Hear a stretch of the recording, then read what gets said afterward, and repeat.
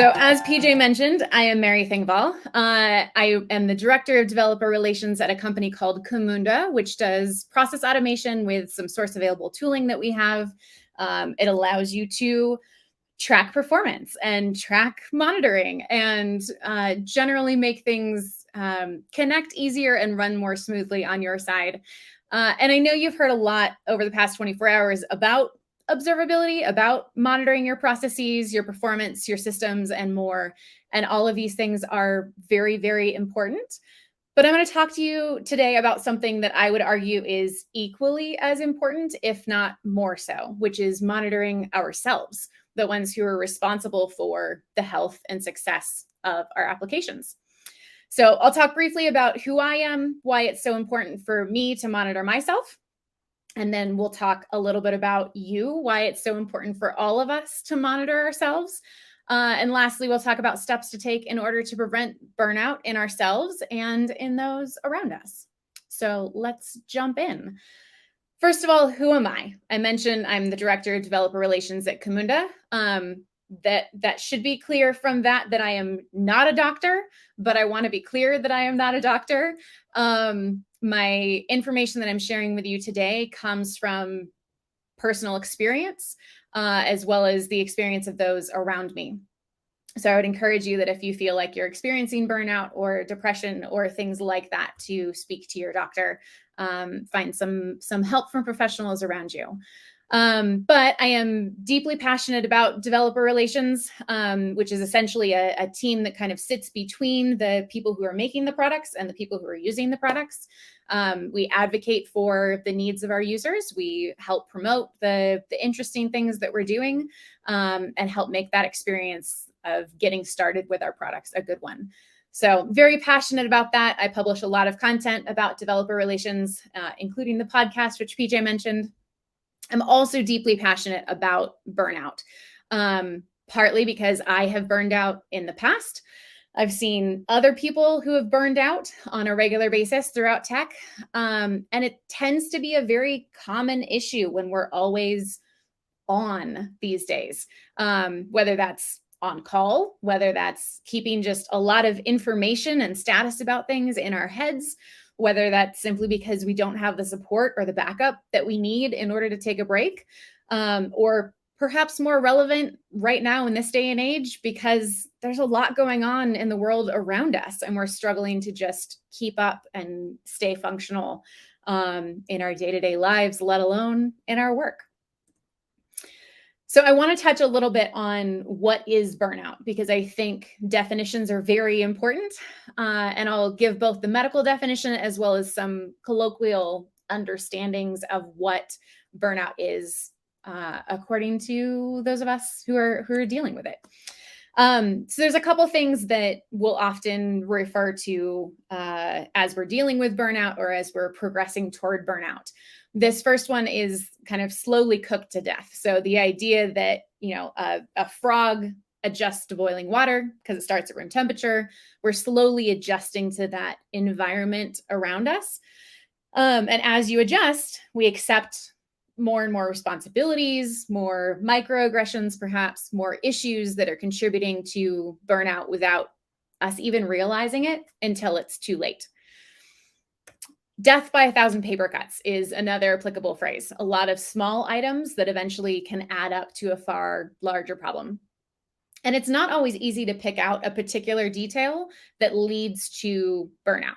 It's usually a side effect of trying to do too many things at once, even if they're all good things, and that pattern continuing for too long, or having too much that takes energy away from you rather than giving you energy and replenishing that energy at the end of the day.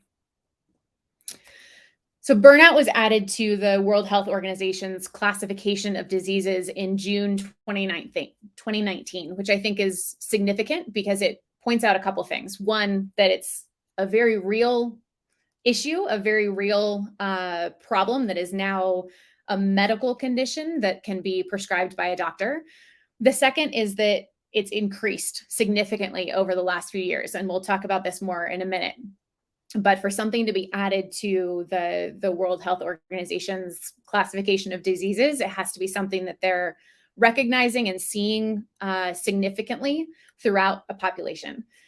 So they define it as a syndrome resulting from chronic workplace stress that has not been successfully managed, characterized by 3 dimensions. The first is feelings of energy depletion or exhaustion. The second is increased mental distance from one's job or feelings of negativism or cynicism related to one's job. And third is reduced professional efficacy or efficiency.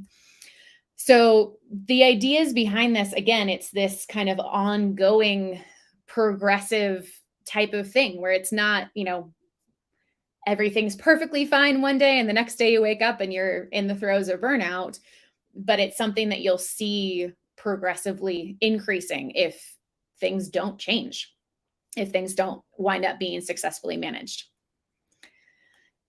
There tends to be 5 major causes of burnout. And in them, as we're talking through these, I think you'll start to understand why burnout tends to hit people in tech so hard. This lack of control piece first. When was the last time you tried to control an outage, control another team, control a random piece of code that suddenly stops operating the way that it should? These things happen. They're often out of our control. It feels like it's out of our control. And the more that those types of things continue to pile up or decisions are made that cause those issues to continue to pile up and you don't have control over those decisions, the more that you'll tend toward burnout. This doubles closely with unfairness, this inability to control our surroundings, but also how unfair it can feel when we experts on whatever your expertise is, whether that's uptime, whether it's observability, whether it's monitoring, when you're not consulted, when new decisions are made and things are rolled out that are going to directly impact your work. The third one here is insufficient reward. This can change. Reward is sometimes monetary. Reward is sometimes recognition. It can be simply being acknowledged, your work being acknowledged, your time being acknowledged. But when you're sacrificing your work-life balance, when you're struggling just to get a good night's sleep, when you're on call, when, suddenly there's a cap and the money doesn't really make that amount of time and effort spent worth it in the long run, there's an insufficient reward. Work overload. This one is fairly self-explanatory, but we live and work in a generally startup culture and companies that expect us to be online and available at a lot of different times of day. It's something that I make sure that my team knows they are not expected to be online any time of day as a result of that. But just the sheer number of things that we could be doing or are expected to be doing on a regular basis adds up and quickly becomes overwhelming. The last one is a lack of community. I know for some of you, this might be, you're a single person team. You're responsible for a lot of things on your own. And you're often the single point of failure on your team from the sense of you don't have other people around you to support you.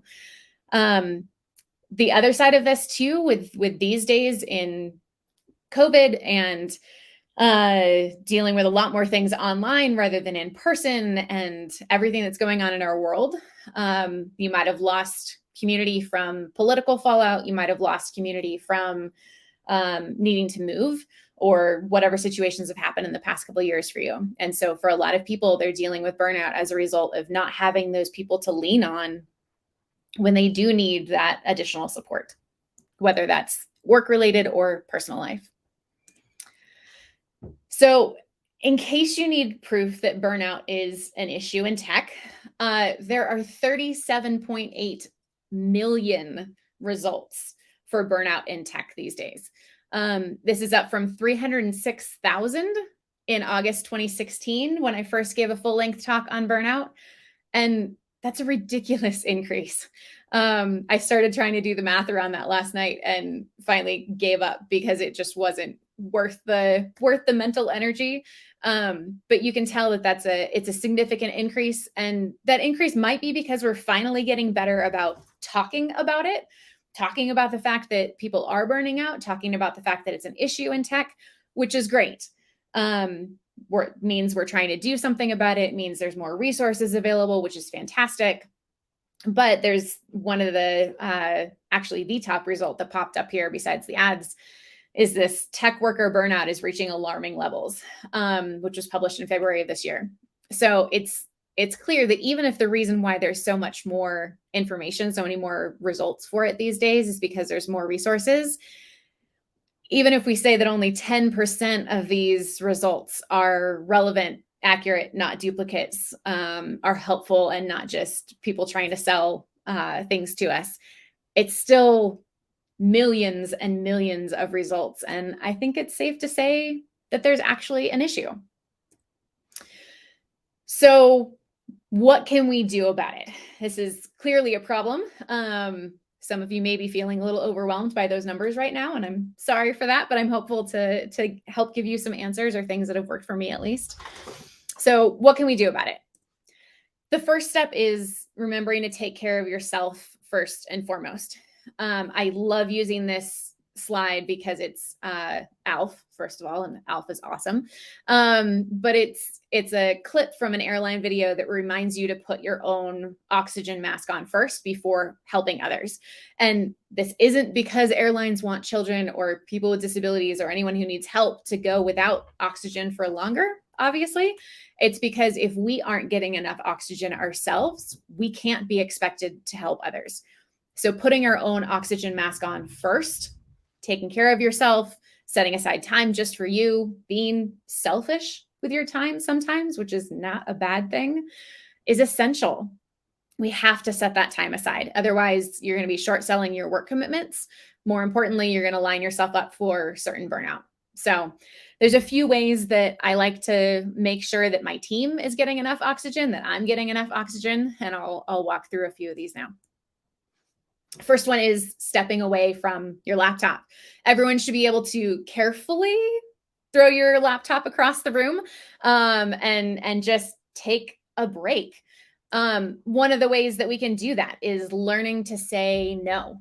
You can make your manager the bad guy, right? You can pass the buck back to them to make them decide what you should do, what you shouldn't be responsible for, what things you need additional assistance with when you're trying to set priorities. The next one up here is plan for vacations. Plan ahead for vacations. Have a vacation on the calendar at all times, even if it's just a long weekend, but give yourself something to look forward to. And when you're on vacation, actually be on vacation. I know some of us struggle with this, with setting our alerts to silent or making sure that we aren't checking in. Let me just take a quick look at my email or take a quick look at my Slack, and we'll try to pass it off as, well, if I do it now, then I don't have as much work to come back to, which I get. I tend to do that too. I'll put a little like sneak day in there for the last half of my vacation day to kind of pull up that Slack and make sure that I'm prepared for the first day when I'm back. But making sure that we actually are turning those notifications off, that we're putting up an away message for our work email, maybe even your personal email if you need to, and then turning off those notifications on your phone. Don't bring your laptop with you, right? And for those of you who may be saying, I don't have time for vacation, I'll plan a nice big vacation when I have time. The hard thing about saying that is, if that's our philosophy, if we wait until we have time to plan that vacation, we won't ever actually have time. There's always going to be more work to do. There's never going to be the ideal time to take that break. And when I was at a previous company where we had unlimited vacation, which I will say can be managed well, can be implemented for the right reasons, but that's probably a whole other conference talk. My boss's manager once told him, when he kept saying things like, oh, I don't have time, or I'll plan it when I have time.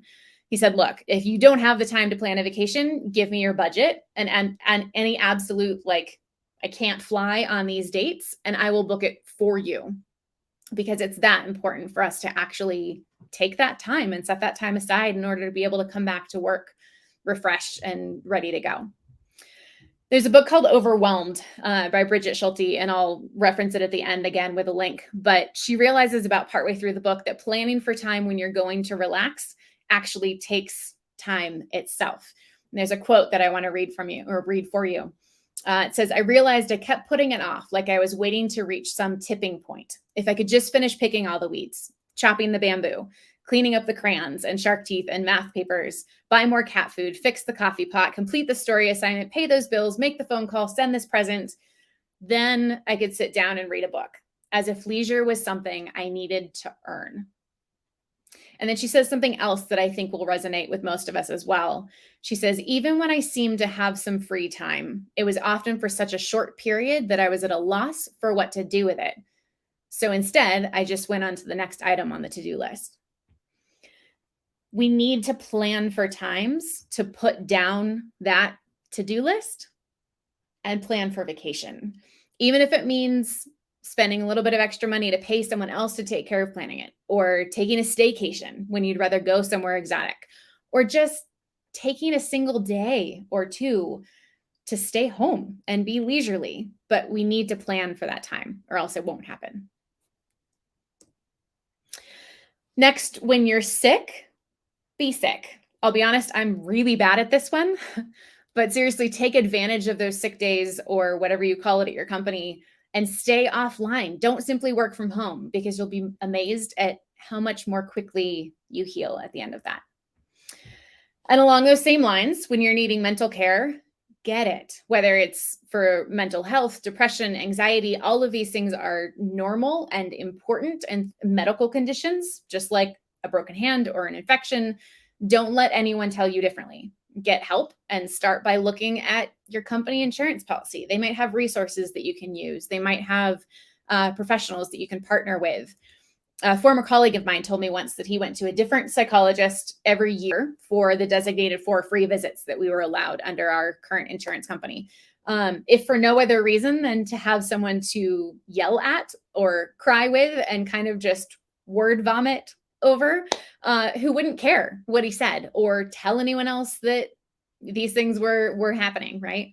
Frankly, that individual was getting paid to listen to him, and it allowed him to sort through things in his own head and keep tabs on how he was handling situations and get feedback from that neutral third party, even when he didn't feel like he was struggling with depression or mental health issues of any kind.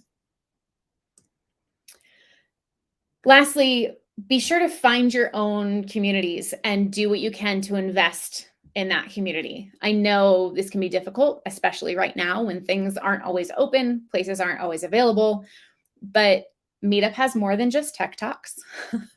Meetup has other opportunities as well. Meetup is also good for tech talks and finding people that you can socialize with there and get to know and exchange war stories and ideas and everything else. But you can also use it for hobbies that you're interested in and just to connect with people in your city outside of tech in various ways and whatever support that you need. The next thing I want to cover for a moment here is what can I do about it for managers, right? How can we as managers protect our team members? How can we help and assist and make sure that they aren't burning out as well? So the first thing here is scheduling weekly, or at the very least, every other weekly one-on-ones. These meetings shouldn't be time to check the status of day-to-day work or current projects, but they should be a check-in about how your employee is feeling about their work. Is there too much on their plate? Are they in over their heads with their current tasks? Are there things that they'd like to be working on to further their careers? What other projects would they like to be included in or involved in the future? How do they feel about the team structure? How do they feel about the company? Is there any ways that you as their manager can be supporting them in better or different ways? And asking these questions on a regular basis can make sure that nothing catches you off guard, and can also help your employee know that they can express their feelings without repercussions, which leads to a more honest and open relationship, which helps with some of those issues that cause burnout, right? The lack of control, the unfairness, the not feeling appreciated or rewarded sufficiently. The next thing is when mistakes happen, and they will, have blameless postmortems. This, again, is a whole other topic that could be another conference talk, but there's a lot of research that's been done around it already. One of the best books, in my opinion, is called Accelerate by Dr. Nicole Forsgren with Jez Humble and Jean Kim.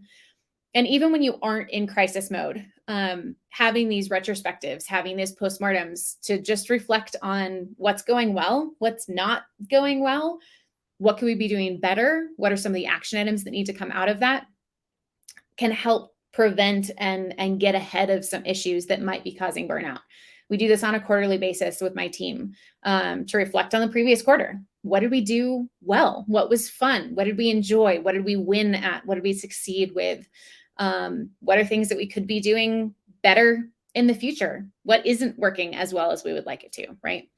And again, in these meetings, like the one-on-ones, they aren't to evaluate performance or, catalog everything that got completed, but it's more to keep a pulse on what's happening in that day-to-day or month-to-month that you as a manager might not be aware of, so that you can help to prevent burnout, prevent additional stress, be aware of problems that might pop up down the road.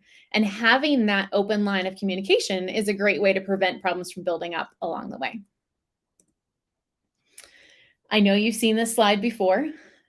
There's a different angle when you're looking at it as a manager. Not only do you need to be taking time off to prevent burnout in yourself, but you need to encourage time off for your employees. At a previous job, I had a manager who would keep track of how often each of us took time off, not in a micromanaging way, but simply to make sure that we were regularly taking time away from work for our own health as well as the health of the team. If he noticed that we hadn't taken any time off, personal or vacation days that month, he'd ask us to take one day off the following week and encourage us to then plan a vacation for the following month. And he knew that, quite simply, if we took time off to refresh ourselves, we'd be better at our jobs. It was benefiting the company. And this helped me not only get used to taking time off, because let's face it, there's some fear and insecurity about taking that time and taking vacations or taking more vacations than other people. But it also assured me that my manager wanted me to take time off and saw it as an essential part of my work for the company. He understood that if I didn't take time off occasionally, I wasn't going to be at my best. I also mentioned it's a good way to make sure that the team is healthy. If your employees aren't taking time off, how do you know where those gaps are? How do you know where the single points of failures are on the team? How do you know whether there's areas that one person is completely responsible for it and it's not documented well and things are going to break if they leave, right? We need to be aware of those situations more than just on chaos days or very intentional times set up to do that. But we need to allow people to take vacations so that we know where those gaps are and we can shore them up quickly. Lastly, you're the umbrella for your team. It's up to you to protect them from stressors. It's also up to you to keep them informed about company-wide initiatives. And it's also up to you to make sure that they don't have too much on their plate from other teams.